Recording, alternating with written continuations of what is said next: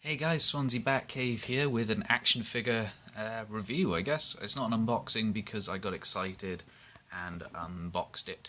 So let's have a look. So it is the Arkham, Asylum, Batman and Bane.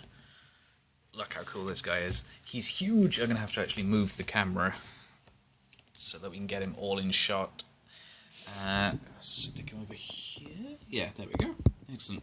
So, this is Bane. And he comes with a Batman for scale. There we go. I'm not a big fan of the Batman that came with it. I got it off somebody online, so there's a couple of little scratches and things like around the Bane's face mask at the top of the ears, and one of the fingers is missing, but that's fine. So Batman, not so good. I mean, he's got a lot of movement. I like his cape. It's a really nice rubbery cape that goes all the way up into the cowl. And he's got a lot of head movement, things like that.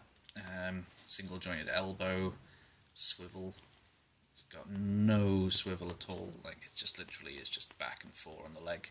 His arm has got ball joint that moves, that swivels there, so you can't really move the wrist around. But that's fine. That's cool. It's got some nice details on him. So I think I might be repainting this guy. Just going to give him a different face, some maybe white out his eyes, give him some battle damage and things like that, and repair his finger. But let's look at the Bane, because he's huge and he's amazing. So, he has like a bajillion points of articulation. He has wrist articulation down here. That goes up and down. It's a single jointed elbow, but it's huge. He has an upper bicep swivel and a ball joint on his shoulder, which is very cool. Same on the other arm. It's hindered a little bit because of these tubes, but they're really flexible, so they sort of move with it. His head, can look around, up and down slightly, and he has a torso swivel, but there's no ab crunch. That's cool. And on his leg then, he's got swivel there. He's got a bit of a ball joint for the leg, a single jointed knee, there we go, and he has a ankle rocker. It's almost like a ball joint for the ankles, but still very, very cool. And if we look at some of the bits on him, he has this really nice backpack, which pops off if you need to, for whatever reason. It's quite cool. That sits in there. But I wanted to show him for scale next to the rest of my Batman villains. I like the big chunky villains more than the small villains. You have to stand. It's very top heavy. Very difficult to... There we go. Okay, so here he is next to the first custom figure. So this is Killer Croc. He's about the same height as Killer Croc. Sitting back there, and then this is him with Clayface. Clayface is about, what, a head above him, his shoulders maybe a little bit higher. So for dioramas and things, I'm going to be using one of two Batmans, because I like the size of them. So this is the DC Direct Batman, I think.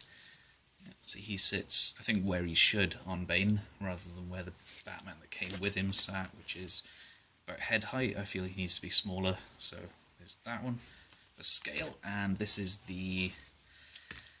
I can't remember what Batman this is now. It's not the Figure Arts one, it's the... Anyway, this one from my other video. So he's about stood up, he's sort of a little bit taller. He doesn't really like to stand though. Yes, that's still, it's a good height next to Bane. He's still smaller than him. But yeah, so I'm going to do a little bit of paint work on the face, but pretty much he's brilliant. I'm tempted to repaint the trousers to give him the blue Arkham Asylum trousers from the new,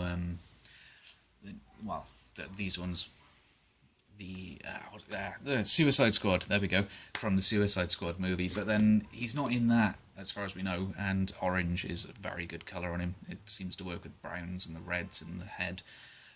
Yeah, so that's that done. So Batman, let's go back to him. So, we can get the camera to focus on him. There we go.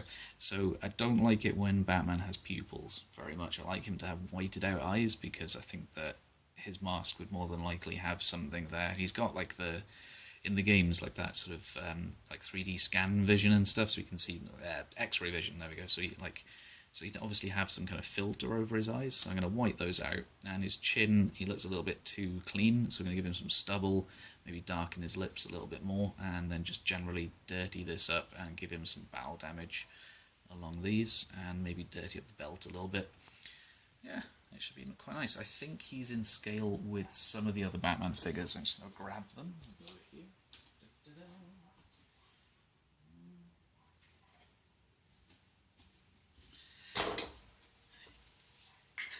Okay, so yeah, scale-wise, he's a little bit taller than the Joker, which I think he should be. Maybe they're not. Yeah, that's a good height. And he obviously is in scale then with the Arkham Asylum Harley, because she's supposed to be in scale with him, but then, I don't know, she seems actually taller than Batman, which is weird because I don't see Harley Quinn as being a 6'5" lady. But anyway, so that's that. That was the Bane Batman Dual Arkham Asylum set. I'll do another video where I do the repaints that I've mentioned, and eventually I will get around to finishing Clayface. The magnets in his hands are fucking with the camera again. I will get around to finishing him. He's pretty much all done. The only thing he's missing currently are the gems, which I need to put on the top of him. I think I've got some quartz I found that I can do that with, and then it's just going to be a brown base coat over everything, and then some textured paint, and it'll be done. It's going to be very cool. So thanks for watching, guys. This has been the Bane review. I hope you enjoyed. As usual, you can... my fingers. There you are. You can like and subscribe down there. It's really helpful to do that. Thanks for watching, guys. Bye-bye.